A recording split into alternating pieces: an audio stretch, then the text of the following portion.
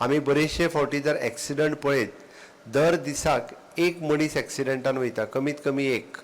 वर्साक 365 लोक एक्सिडंटात मरता. भितरले 25% लोक जे आसा पळय न्ही, हे गोरवांच्या एक्सिडंटान मरता. गुरू आयले म्हणून गाडी तेवटेन घेतली, पडलो आनी मेलो.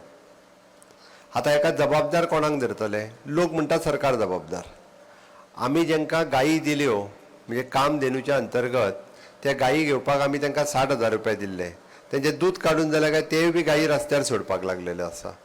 हांवें आतां तेंय सांगलां, जी कोण गायी डायरेक्टरान नोट करचे, फाटलेय फावटी सांगलां, तेणे आजून इम्प्लिमेंट करपाक सुरू करूंक ना.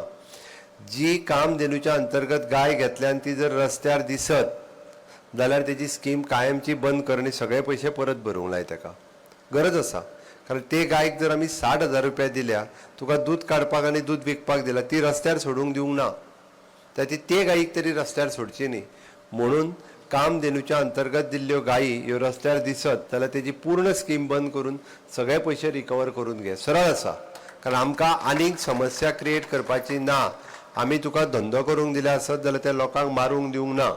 म्हजें स्पश्ट मत आसा आनी ह्यान फुडें कडक इम्प्लिमेंट कर. प्रत्येक वेटरनरी ऑफिसराक सांग, जर दिसता आसत, कारण तिका आमी चीप लायल्या, रस्त्यार आसलेली तुजी HF गाय किंवा तुजी दुसरी गाय ही दिसून येता.